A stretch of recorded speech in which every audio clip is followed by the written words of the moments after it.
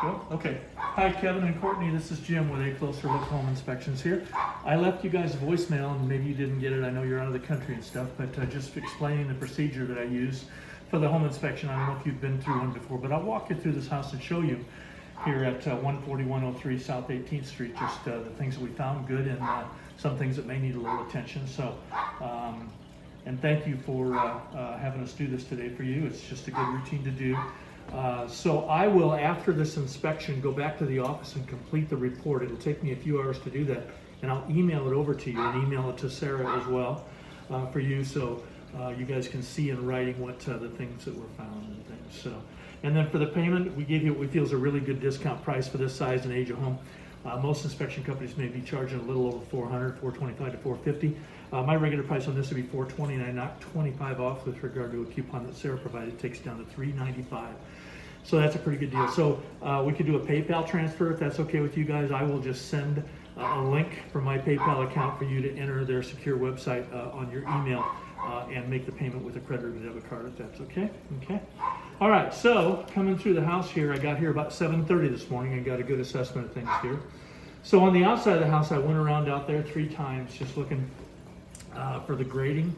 Looking low, making sure the grading's built up. It could use a little help, and a lot of the things I'm saying you'll see will be separated in the report in order of importance. So when we talk about grading around the foundation of the house, we'd like to see it build up for 4 inches so it slopes away for 4 feet, so the water drains away from the house. So here again, after the first 10 years of this home's life, it's settled a little bit. It could use a little more help, but that's just a maintenance recommendation there, okay? All right, going around looking at the siding, it all looks pretty good. There's a few gaps in the front here in some areas, gaps. We just like to get them sealed up, caulked up. We don't like that so moisture can't invade there or ice up and cause damage. So those gaps can just be caulked shut at the front of the house here. Okay, you'll see those things in the report. Third time around, looking at flashing gutters. I still need to get on a ladder and get up on the roof. I didn't quite get that done yet, but I did see from the front there is one broken shingle at the front of the house. So that should be repaired. Just so we don't possibly get any leaking. There's no signs of any current leaking. We'd like to get that done. So it looks like it's the original roof possibly. I know the gentleman that lives here said he knew of a tornado that came through here years back, and that it possibly had some repairs or partial replacement, I guess, is what the report is on that. So, but I'll get up there and get a further look at that. You'll see more comments in the report about that. Okay, so going through the house here, the kitchen here. Okay, we're gonna water down the sink, no leaks anywhere. Checked all the appliances, the dishwasher, ran that through a cycle. Okay, refrigerator, stove, oven, microwave, all good there. You can see up here on the counter, this is very common in the first few years of a home's life, sometimes the counters will settle a little and cause a little bit of grout deterioration, so a little bit of caulking could be done there. If you see that, no big deal. Just okay. And I did check the GFCIs, the outlets in the kitchens and bathrooms. You can see there's the reset. So if I test this outlet over here with my tester, it tripped the GFCI over here somewhere. Okay, where is it now? All the way over here. So. Okay, we have it reset.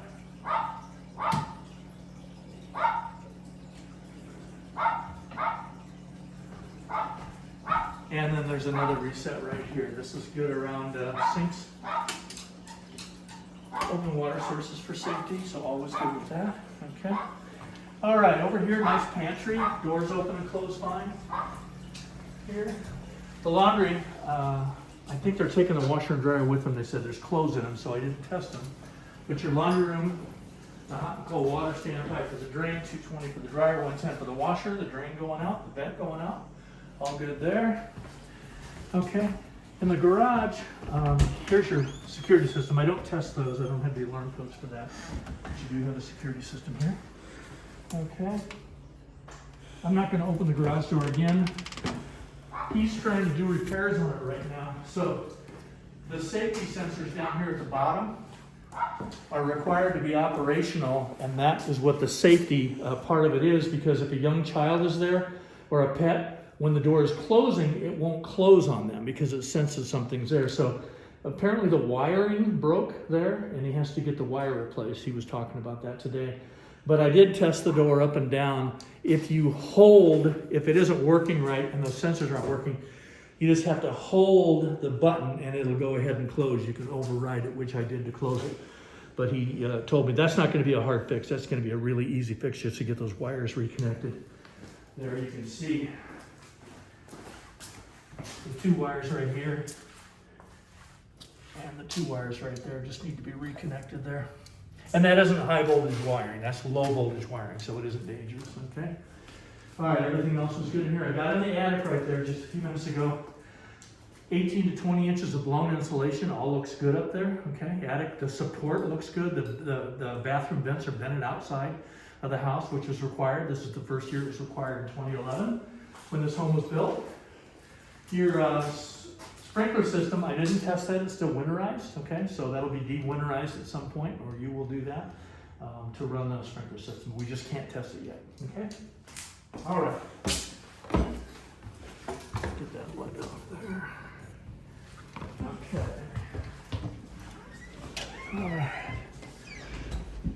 All right, through the rest of the house, looking above for possible signs of moisture invasion.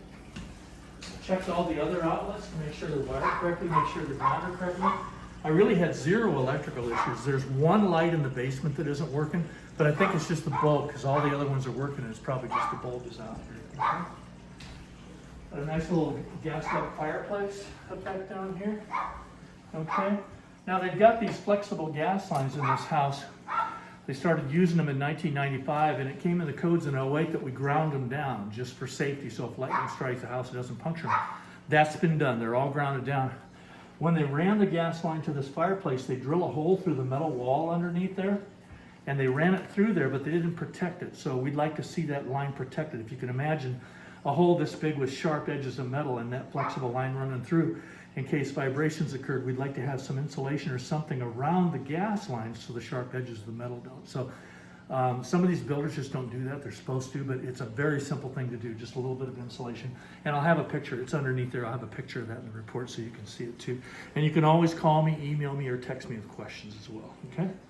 Adequate vents and return air vents around the house, doors, windows, all good. I have 1 window that has a compromised thermal seal that's fogging, if you know what I mean by that. In the bathroom here, we'll see that in a minute. These are all good. Balusters, railings good here. Okay, coming this way. All right, would you flip the switch there, Renee? Mm-hmm. So we do have smoke alarms on both levels of the home. I'm sorry, right there, yeah. Oh. That are operational, which is we're required to have those in the sleeping rooms as well. But we're also required now in 2021. It came in the codes in 2017. It wasn't in the codes when this home was built or when this person bought the house.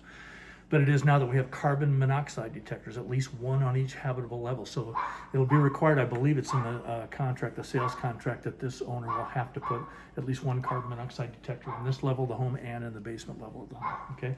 For safety, good for safety, okay? All right, this bathroom, filled the sink, filled the tub, ran the shower, flushed the toilet, dumped everything drained fine, no leaks anywhere.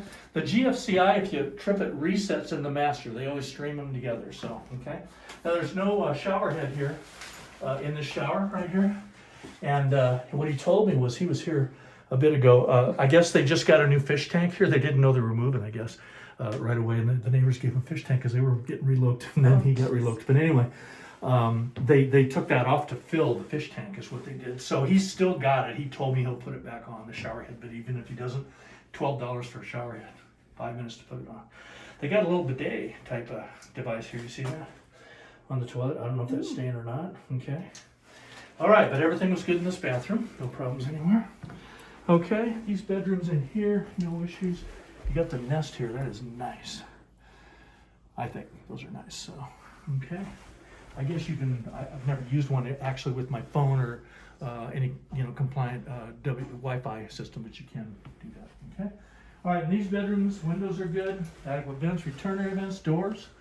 No signs of moisture invasion. Same thing in this room. No issues. Nice closet here. No issues in there at all.